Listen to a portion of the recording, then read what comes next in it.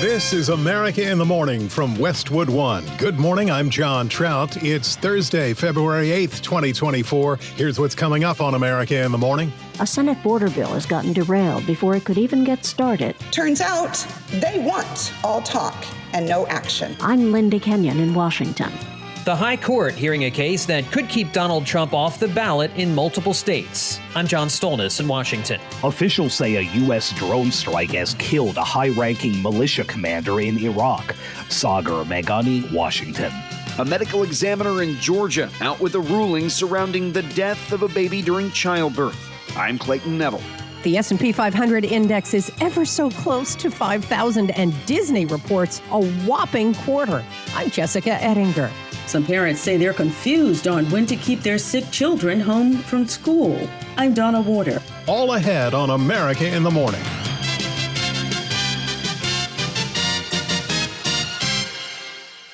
A bipartisan bill to revamp border security failed to cross a key hurdle in the Senate. Correspondent Linda Kenyon is reporting from Washington. The yeas are 49, the nays are 50. 3/5 of the senators duly chosen and sworn not having voted in the affirmative. The motion is not agreed to. And with that, it was back to the drawing board, as the bill didn't even have enough votes to begin debate.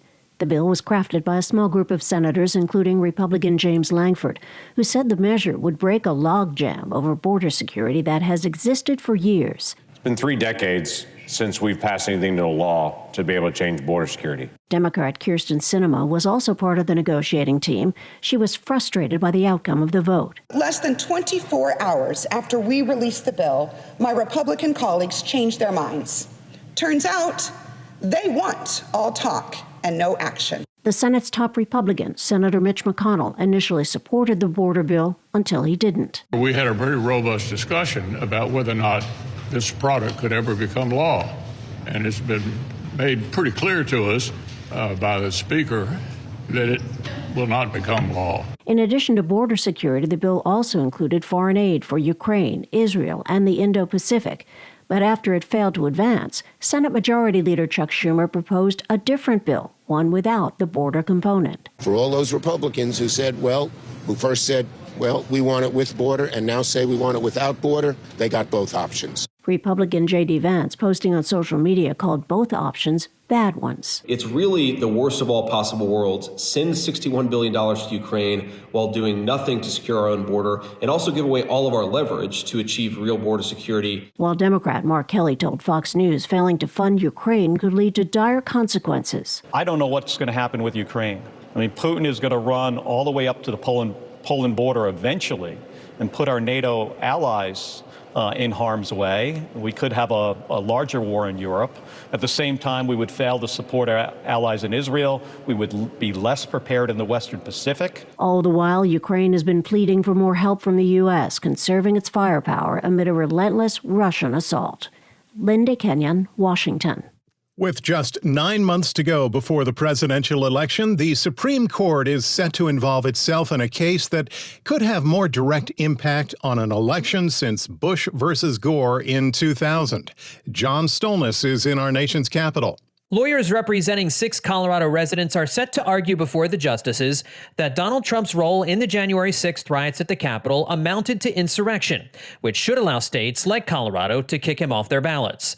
This follows a ruling by the state's high court a few months ago that found Trump incited the deadly riot at the Capitol in a speech just beforehand. I know that everyone here will soon be marching over to the Capitol building to peacefully and patriotically make your voices heard. Today we will see whether Republicans stand strong for integrity of our elections. David Sherman, chief counsel for Citizens for Responsibility and Ethics in Washington, says a win for Colorado would mean the justices believe Trump did engage in insurrection and should be prevented from taking office. He would not be on enough ballots to mathematically prevail. However, a vote in favor of Trump would negate similar rulings by courts in Maine and other states. Trump has attended previous hearings in New York regarding his businesses, but he's not expected to attend oral arguments later today. People like Rick Hall from Ohio began lining up yesterday to get a seat inside the courtroom. Kind of puts ideologically the justices in strange positions. Democratic Senator Dick Durbin, chairman of the Judiciary Committee, says Justice Clarence Thomas should recuse himself from today's hearing. His wife, Virginia, is a conservative activist who sent multiple text messages to Trump Chief of Staff Mark Meadows in the days following the election, urging them to fight the results. I'm afraid Justice Thomas, through his family, has crossed that line, and he should recuse himself so there's no question of bias in his decision. The insurrection clause of the 14th Amendment was passed in 1868, originally created to keep former Confederate officials from holding office. The Supreme Court said they will try to rule quickly, likely weeks from now rather than months after today's arguments. John Stolnis, Washington. Making headlines today, the death of an infant at birth prompts a lawsuit. We'll have that story and more when America in the Morning continues after these messages.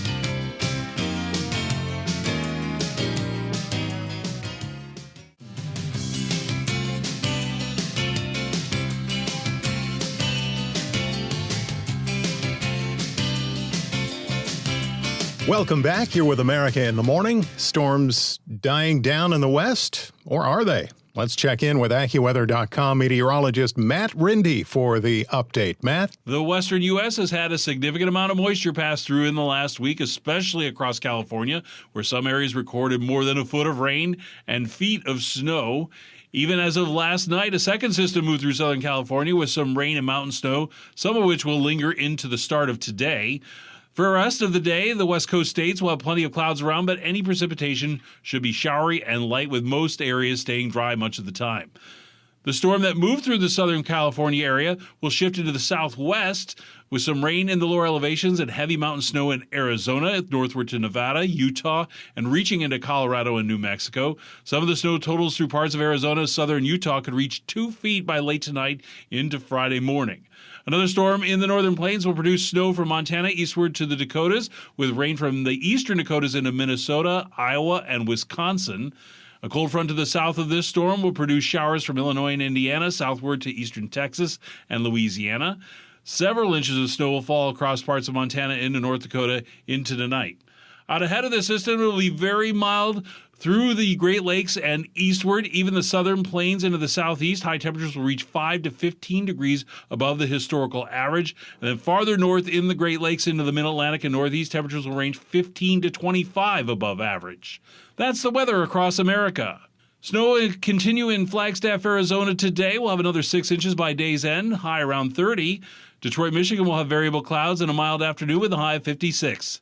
That's the nation's weather. I'm AccuWeather.com meteorologist Matt Rindy.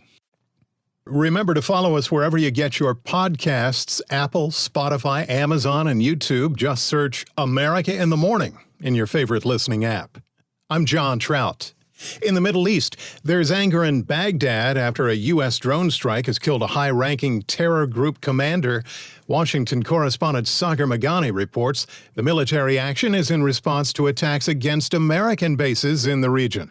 U.S. officials suspect Kataib Hezbollah led an attack in Jordan late last month that killed 3 American troops. Today, 2 officials said a U.S. strike targeted a senior militia commander in Baghdad, and 2 officials with Iranian-backed militias say the strike killed Kataib Hezbollah's top operations commander for Syria. But we will take all necessary actions to defend the United States, our interests, and our people. We'll respond when we choose, where we choose, and how we choose. The strike comes days after the U.S. attacked dozens of sites in Iraq and Syria used by Iranian-backed militias and Tehran's Revolutionary Guard. Sagar Meghani, Washington. The decapitation death of a baby during childbirth in a Georgia hospital has been ruled a homicide. Correspondent Clayton Neville has that story. 20-year-old Jessica Ross went into Southern Regional Medical Center in Riverdale last July after her water broke at 37 weeks. Her lawyers say she went into labor without expecting any complications. Tragically, during her delivery, the baby was decapitated. The baby is said to have become stuck because of shoulder dystocia. Dr. Tracy St. Julian allegedly tried for hours to deliver the child vaginally. You're supposed to do maneuvers and different maneuvers in order to basically get the baby out And if, in fact, that doesn't work, then you go to a C-section. That eventually did happen, but the baby's head was delivered first, then the body taken out by C-section. The Clayton County Medical Examiner ruled the death as a homicide this week, as attorney Roderick Edmond explains. Homicide in this context means that the baby's death was due to the hands of another human being. He says the report shows the baby's neck was broken in 2 places. And that was the cause of death. The family suing the doctor and the hospital, and according to the medical examiner, the case is still being investigated by police, with the chance it could be referred to the district attorney. I'm Clayton Neville. A milestone on Wall Street and no plus for Disney. Those items and more next when America in the Morning continues after these messages.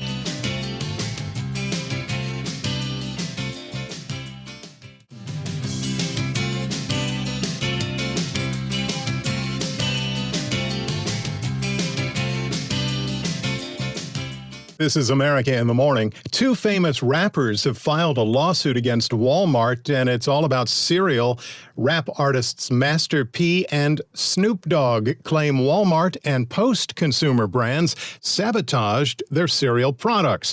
Calling it a blatant disregard of black-owned businesses, attorney Benjamin Crump claimed Post violated their agreement with Brodus Foods, which the rappers own, saying Walmart did not stock their products, and in a video posted to Instagram found Snoop cereal boxes in unopened shipments in a storeroom. The lawsuit claims collusion and conspiracy, charges that Walmart denies.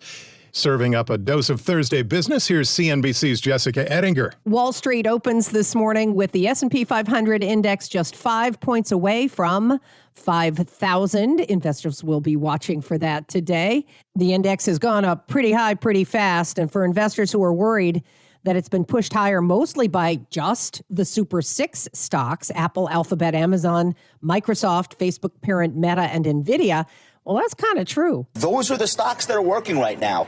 These are the best earnings growth stories in the market. Are they going up too fast? Perhaps. I wouldn't argue with that. But if that's your biggest quibble, that they're going up too fast and not, oh, these are terrible companies or, oh, earnings are falling apart. If that's your biggest quibble, then do yourself a favor. Take something off. Trim something. That's what I'm doing. Sell your least favorite stock. I did that yesterday. Ritholtz Wealth's Josh Brown on CNBC. The S&P 500 hit 4,000 almost 3 years ago in April of 2021. Disney reported quarterly results after the closing bell last night. It beat earnings estimates, increased its guidance as it slashed streaming losses at Disney+. It's also taking a major stake in the company that makes the video game Fortnite. We've entered into a strategic relationship with Epic Games, the maker of Fortnite, to not only invest in the company Epic, we took a minority stake, $1.5 billion investment, but we're also creating with them a huge Disney universe that will be for gaming and for play. Disney CEO Bob Iger on CNBC. He also said ESPN will launch its flagship direct-to-consumer service in the fall of 2025, looking for subscribers. There was a sports streaming platform Disney was to be part of. Yeah, you're right. Disney's ESPN, Fox, and Warner Brothers have teamed up for a new sports streaming super app service later this year. We're not sure how that's going to work yet with this ESPN announcement. But either way, get ready to pay up for the new super sports streamer. A bet that by pooling their resources in streaming, they can get the customer to pay a big price for sports year round. And that's the big question here. What is the price of this service? Because we don't know yet, and it's probably going to be pretty hefty. What do you think? My bet is in the 30 range, 30 to 40. It's going to be substantial. Puck founder Matt Bellany with CNBC's Joe Kernan. On today's watch list, we get earnings from Expedia, Pinterest, Hershey, Under Armour, Honda, Ralph Lauren, to name a few. Thank you, CNBC's Jessica Ettinger. When we return on America in the Morning, paranoid post-pandemic parents after these messages.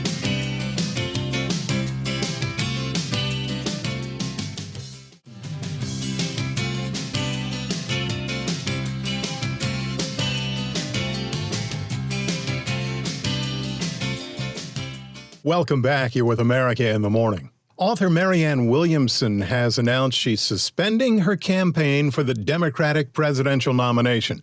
Considered a long shot, Williamson's announcement comes after President Joe Biden clinched his first official victory of the 2024 cycle in the South Carolina primary, had 90% of the Nevada primary vote, and won by a landslide in New Hampshire, even though his name wasn't on the ballot. Williamson also ran in 2020, but failed to gain traction in a crowded primary field. This may be a byproduct of the pandemic, but some parents say they're confused on when to keep their sick children home from school. Correspondent Donna Warder reports. During the pandemic, schools asked parents to keep their children home at any sign of illness. Now some parents are saying that even though the emergency has ended, they haven't been given clear direction on if those rules have changed. For example, some school districts in California are encouraging children to come to class even when they have the sniffles, lice, or pink eye. Montgomery County, Maryland recommends keeping children home if they have a stomach ache. Because so many children fell behind academically during the pandemic, some school officials have re-evaluated their tolerance for illness. During the 2021-22 school year, more than a quarter of students missed at least 10% of the school year. I'm Donna Warder. America in the Morning for Thursday, February 8th, 2024 is produced by Jeff McKay, senior producer Kevin Delaney. I'm John Trout. This is Westwood One.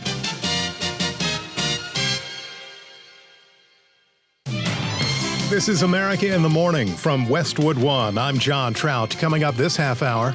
A deal on immigration stalled in D.C. I'm Clayton Neville. Benjamin Netanyahu is rejecting Hamas's terms for a hostage release deal. Sagar Meghani, Washington. Federal and local officials aren't taking any chances when it comes to security at Sunday's Super Bowl. I'm Mike Hempen. The Justice Department has completed their investigation into President Joe Biden's handling of classified documents. I'm Lisa Dwyer. There's a debate in Florida over whether abortion should be on the ballot. I'm Shelley Adler. As a record storm slowly moves out of Southern California, authorities warn of a continued threat from landslides. I'm Jennifer King. This week marks the 50th anniversary of an American classic. I'm Kevin Carr. Back after these messages.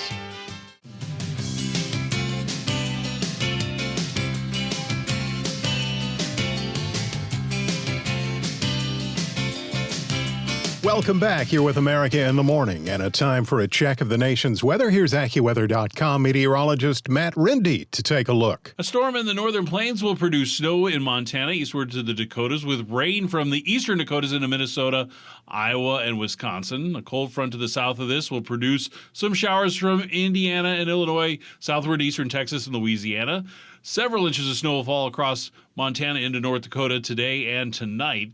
Out ahead of the system, though, it's going to be very mild, and that will continue to build through the Great Lakes and eastward. Even in the southern plains into the southeast, high temperatures will reach 5 to 15 degrees above historical average.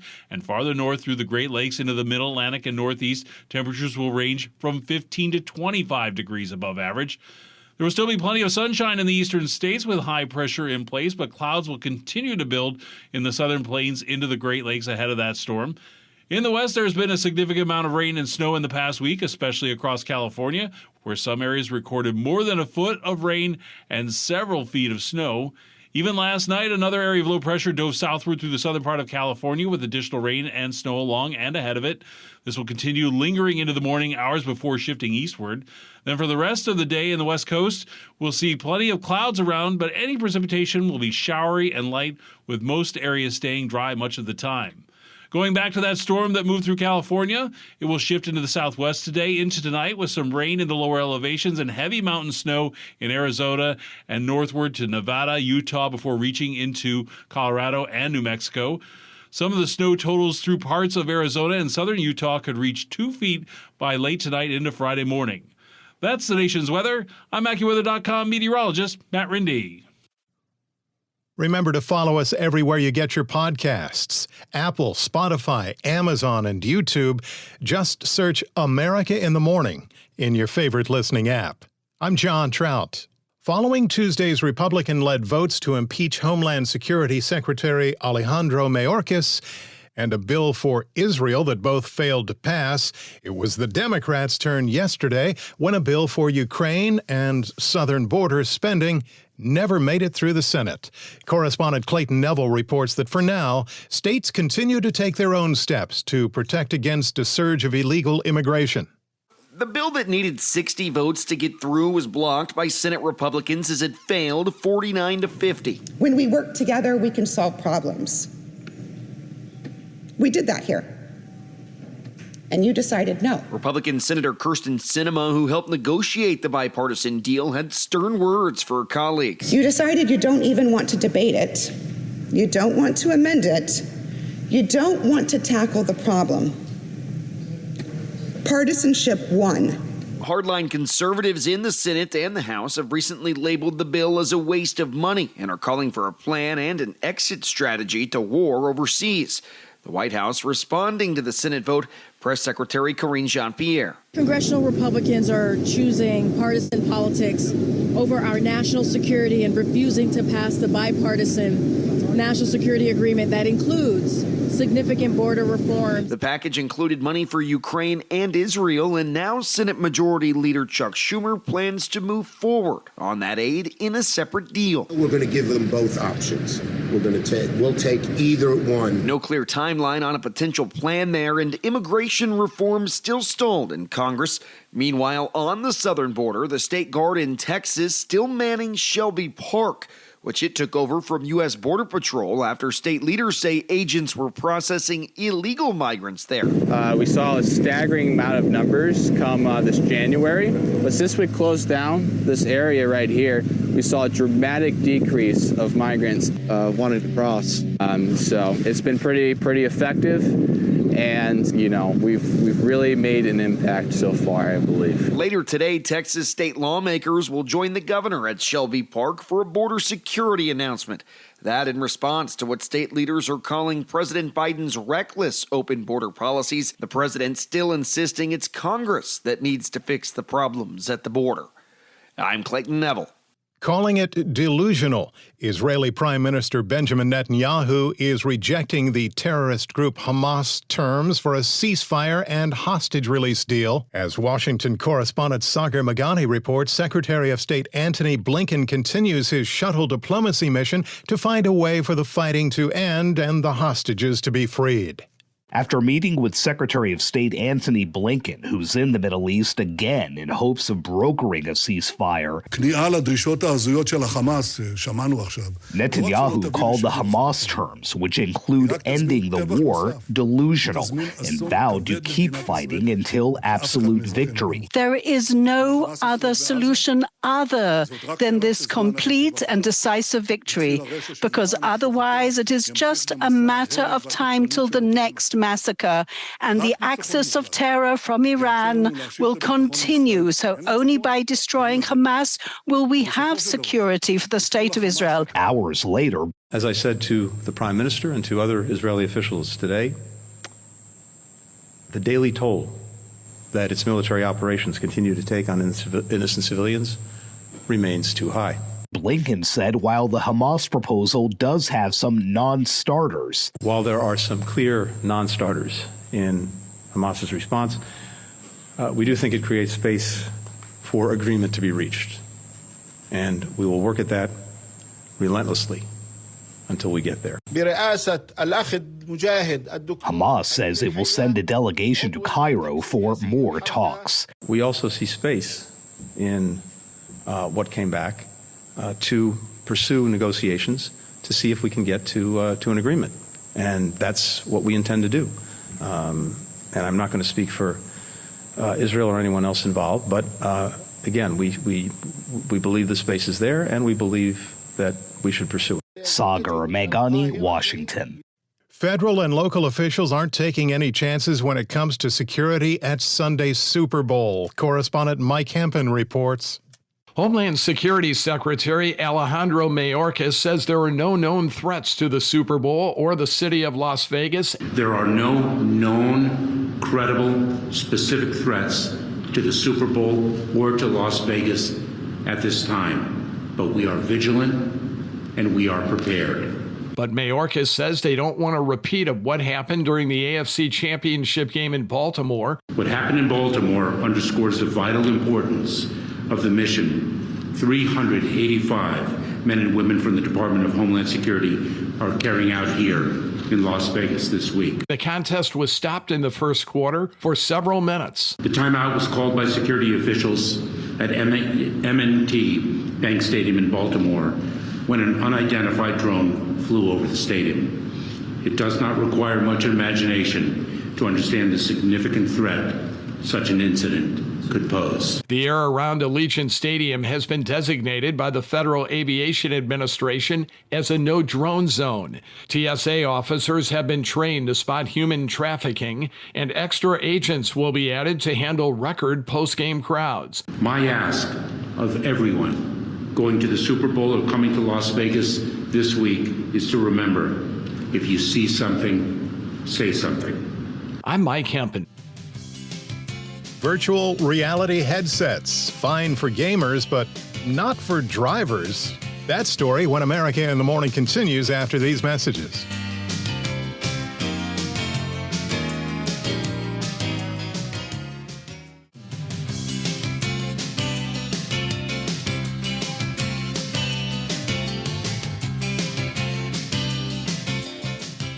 Thanks for joining us. You're with America in the Morning. I'm John Trout. A missing Marine Corps helicopter carrying 5 troops from Nevada to California has been located. With details, here's correspondent Julie Walker. The military says that Marine helicopter has been found in a mountainous area outside of San Diego.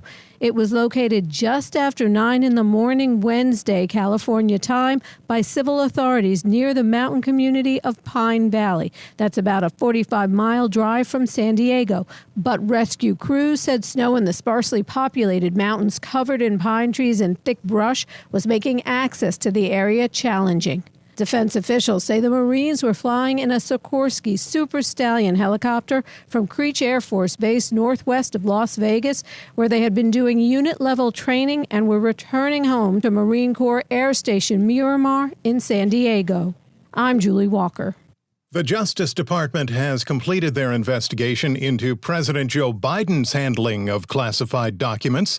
Lisa Dwyer has the update. Attorney General Merrick Garland says that the special counsel investigating President Joe Biden's handling of classified documents has completed his inquiry, and a report is expected to be made soon. Garland did not detail the conclusions of the report from special counsel Robert Hur, but did say that he was committed to disclosing as much as possible once the White House completes a review of the document for potential executive privilege concerns. The years-long investigation centered on the improper retention of classified documents from Biden's time as a U.S. Senator and as Vice President. Sensitive records were found at his Delaware home and at a private office. I'm Lisa Dwyer. There's a debate in Florida over whether the issue of abortion should be on the ballot. Correspondent Shelley Adler reports. Florida's Attorney General is expected to ask the state Supreme Court to keep an abortion rights measure off November's ballot, saying it misleads voters and could be used to expand abortion rights in the future. Proponents of the proposed amendment say the language is clear and concise and that Attorney General Ashley Moody is playing politics instead of letting voters decide whether to protect access to abortions. The proposed amendment would allow abortions to remain legal until the fetus is viable. I'm Shelley Adler. As that mammoth storm system slowly moves out of Southern California, authorities warn of a continued threat from landslides following record rainfall. Following that story is correspondent Jennifer King. Days of historic downpours dumped more than a foot of rain on Southern California, leaving soaked hillsides that can't hold any more water. Though the rain is easing up, we cannot drop our guard. Los Angeles Mayor Karen Bass. Our hillsides are already saturated, so even not very heavy rains could still lead to additional mudslides. Mudslides swallow cars and pressed up against houses in the Hollywood Hills. Evacuation orders have been lifted, but LA Fire Chief Kristen Crowley says it's been a busy week. 475 mudslides, 390 fallen trees, multiple successful water rescues. Audio courtesy ABC 7 Los Angeles. The storm is moving out with a few more inches of rain forecast for today. Some chances for rain up until about early Thursday morning. Bob Orbeck is with the National Weather Service. And then it looks like a somewhat drier pattern sets in. I'm Jennifer King. Former President Trump is recommending North Carolina GOP Chair Michael Whatley to replace RNC Chair Ronna McDaniel. Fox News is reporting there'll be a change in leadership by the end of the month. Whatley has served as the North Carolina GOP leader since 2019 and is also the general counsel for the Republican National Committee. McDaniel sent a message to GOP members yesterday afternoon telling them that she is still hard at work amid reports she may not be in her job much longer. The RNC has denied reports on McDaniel's status as party chair. The new VR headsets are all the rage, but police in California are warning drivers not to wear the Apple Pro Vision headgear when they're behind the wheel. With more on that cover-up, if you will, here's Chuck Palm. The new Apple Vision Pro virtual reality/augmented reality headset is a hit, but not so much when you're driving. To absolutely no one's surprise, people are wearing the new Vision Pro while driving a Tesla. It should be noted the Apple Vision Pro does allow for a pass-through with a microsecond delay to actual reality. This is enough to cause a deadly accident and is not recommended by Tesla, Apple, or the Highway Patrol. Viral videos are popping up on X to many people's dismay. One video shows a driver in a Utah shopping mall in a Cybertruck, hands off the wheel and waving around, presumably controlling the Vision Pro headset. Word has it some of these videos were staged, but nonetheless highly dangerous. California Highway Patrol spokesperson Jamie Coffey said, "The safe operation of a vehicle requires a motorist full attention to obey traffic laws, respond to changing road conditions, and anticipate actions of other motorists." We'd love to hear what you think at allthetoptech.tech. I'm Chuck Palm. America in the Morning continues with our Robert Workman and a check of sports. NBA last night, the first-place Celtics slashed the Hawks 125-117, 31 for Kristaps Porzingis. Pretty much every game is something a little bit different. I think the coaching staff is doing a really good job of giving me the answers, what it might look like, but it can be adjustments and things like that, so it's always on the go, and I'm trying to be as effective as I can for the team. Elsewhere, Donovan Mitchell scored 14 of his game-high 40 points in the fourth quarter as the Cavaliers pulled away from the Wizards. That's Cleveland's 7th straight win and 15th in its past 16 games. Pelicans sank the Clippers in a clash of division leaders out west. Warriors walloped the 76ers. Philly has lost 7 out of 8, the last 3 without the injured Joel Embiid.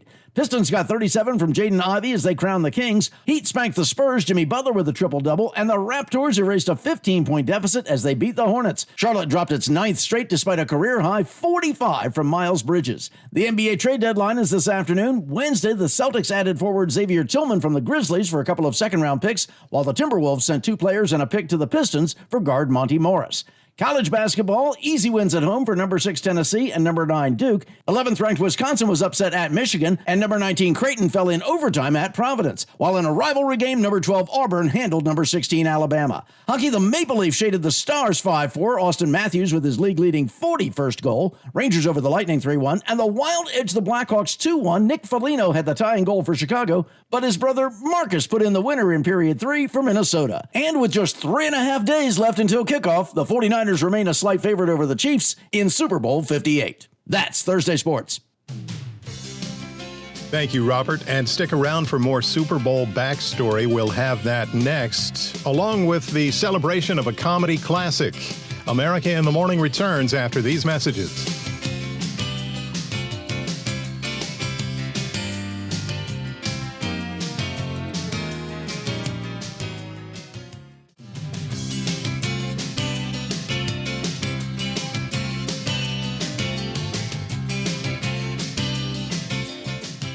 Welcome back. You're with America in the Morning. It's not just about football in Kansas City as the Chiefs are preparing to take on the San Francisco 49ers in Sunday's Super Bowl in Las Vegas, as shops are playing up singer Taylor Swift's romance with Chiefs tight end Travis Kelce. Entertainment correspondent Margie Zaraletta is on the case. Travis Kelce Taylor Swift merchandise is flying off shelves in Kansas City. Sweatshirts that play off her song titles, Swift and Kelce prayer candles, a cake with a Chiefs logo that burns away to show a drawing of Swift in a Chiefs uniform, the locally made jewelry that Swift herself has worn to games. Katie Mabry Van Dieren, owner of Shop Local KC, says she gets asked all the time if it's fair to profit off Swift this way. If she is wearing these items that the people have made with her boyfriend's number on it, I feel like she would support it. I'm Archie Zaraletta. Here's more late-breaking Taylor Swift news. The singing superstar's Eras Tour concert film will be heading to Disney Plus for streaming next month, and Swifties will also be able to hear 5 new songs as part of that release. And while some are wondering if Swift will be supporting any candidates in 2024, a deepfake showed up on X, formerly Twitter, but that was quickly debunked as being generated by artificial intelligence. A classic comedy that pushed the boundary on just about everything turns 50 this week. Kevin Carr has details. 50 years ago this week, one of the most notorious and funniest movies of the 1970s was released. Mel Brooks, known for Your Show of Shows and Get Smart on TV, and having recently won an Oscar for writing The Producers, directed Blazing Saddles, a send-up of the classic Hollywood Western. Using the backdrop of the genre, the film examined racism through satire. Are we black? Yes, we are. Then we're awake, but we're very puzzled. The story follows a corrupt attorney general trying to run settlers out of town, only to appoint a black sheriff that wins them over. How about some more beans, Mr. Taggart? I'd say you've had enough. Blazing Saddles was known for its taboo comedy and frequent use of the N-word. Hold it. The next man makes a move, the gets it.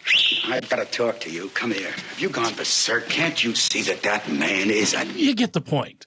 However, Blazing Saddles was also known for what it didn't say, using double entendre and suggestion. Excuse me while I whip this out. All right, help me in with this. Help me in with this. Help me in with this. Think of your secretary. Brooks had to tap dance around the studio censors as he explained to Bob Costas in 1991. He says to me, farting scene out. I have a little pad. I say, farting scene is out. You got it. 10 things I kept saying, you're right. Absolutely. You got it. It's out. I go back to Warner Brothers. They say, what's out? I say, nothing is out. Of course, the rest is history. I'm Kevin Carr. America in the Morning for Thursday, February 8th, 2024 is produced by Jeff McKay, senior producer Kevin Delaney. I'm John Trout. This is Westwood One.